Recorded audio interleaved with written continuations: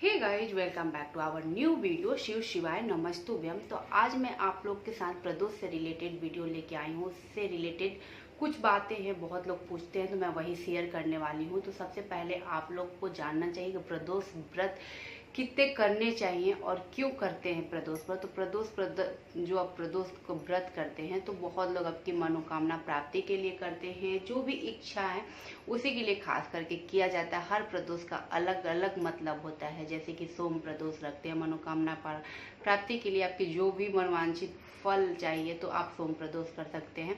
वैसे आपको कोई भी प्रदोष स्टार्ट करना होता है तो शुरू से लेके लास्ट तक मतलब सारे प्रदोष करने होते हैं, क्योंकि बीच में कोई भी प्रदोष आप छोड़ नहीं सकते, नहीं तो आपके व्रत खंडित हो जाते हैं।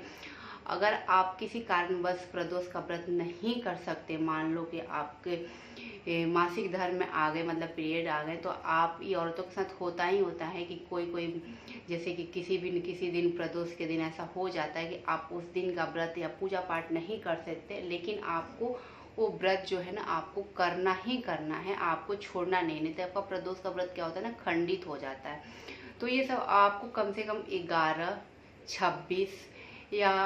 11-26 करने के बाद आपको उद्यापन कर लेना चाहिए। 26 करने के बाद आपको उद्यापन कर लेना चाहिए। 1 साल का ये व्रत होता है 26, उसके बाद आपको उद्यापन कर लेना चाहिए। फिर आपको उठाना है तो फिर से आप उद्यापन करने के बाद फिर से आप उठा सकते हैं। तो उद्यापन करना मतलब इसमें मैं आपको खास बात ये बताऊंगी। बहुत लोग ये पूछते हैं कि उद्यापन कैसे करते हैं प्रदोष का।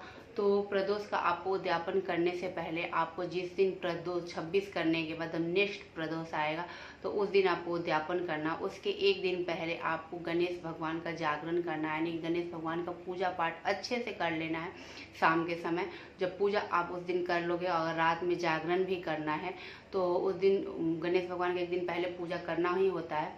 उसके बाद अगले दिन जिस दिन प्रदोष रहेगा, जिस दिन आपको उद्यापन करना रहेगा, उस दिन आपको सुबह उठोगे, उठ के नहा धोआ के स्वच्छ, जैसे कि प्रदोष में करते हो, नहा धोआ के स्वच्छ कपड़े पहन के उसके बाद आप मंदिर को साफ सफाई कर लोगे। मंदिर साफ सफाई करके आप पूजा करोगे जैसे कि करते हो।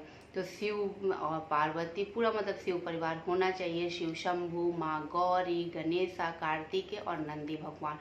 अगर आप घर में शिवलिंग रखे हो तो आराम से पूजा करो, और नहीं तो आपके पास फोटो है तो उससे भी आप उद्यापन कर सकते हो, क्योंकि जो शिव परिवार का पूरा फोटो भी आता है जिसमें माँ गौरी, शिव शंभु और गणेशा, कार्तिकेय और नंदी भगवान उसमें रहते हैं, तो उसका भी आप करके उद्यापन कर सकते हो। तो जैसे आप पूजा करते हो, नहा धोआ के अपना पूजा करो, सब अपना चढ़ाओ, और जितने कुछ होते हैं आप उसमें भोग आपको बनाना होता है। भोग के लिए आपको क्या करना होता है कि आपको खीर का भोग बनाइए और उसी से आपको हवन करना होता है। उस दिन हवन करोगे तभी जाके आपका उद्यापन हो। कोई भी व्रत का आप उद्यापन करते हो तो हवन करना बहुत ही जरूरी होता है।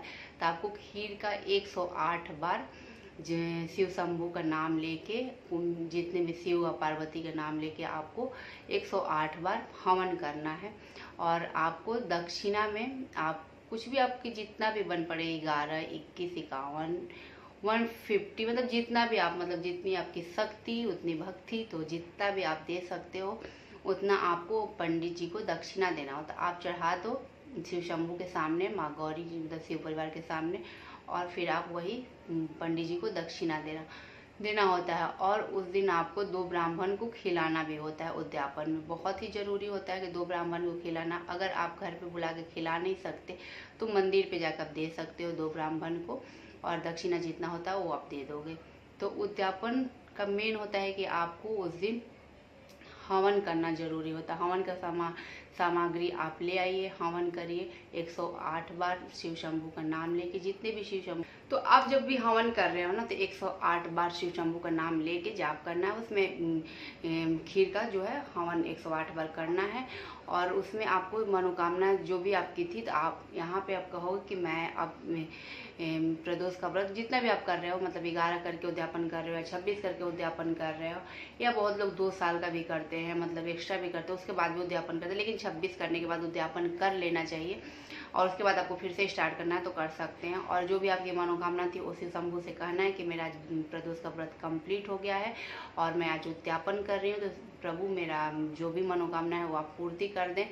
तो प्रभु आपकी मनोकामना जरूर पूर्ण करेंगे।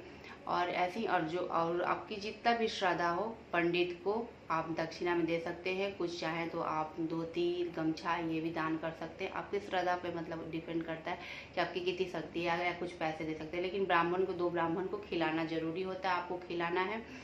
और उसके बाद आप उस दिन से आप अगर अन्न तो नहीं खाया जाता ना, प्रदोष में अन्न नहीं खाते हैं और नमक भी नहीं खाते, तो आप प्रदोष पे उस दिन फिर अन्न खा लेंगे तो आपका उद्यापन कंप्लीट हो जाएगा।